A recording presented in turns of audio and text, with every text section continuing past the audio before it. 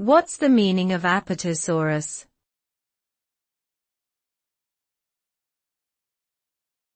Apatosaurus.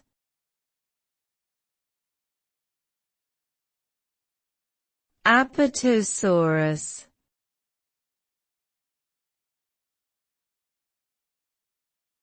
Apatosaurus.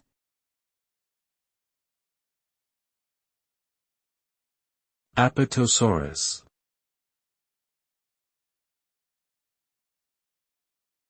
Apatosaurus.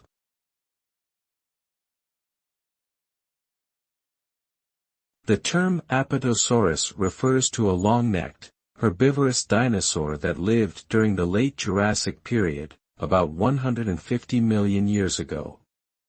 It was first discovered in 1877 by Othniel Charles Marsh and was originally named the Brontosaurus, before being reclassified.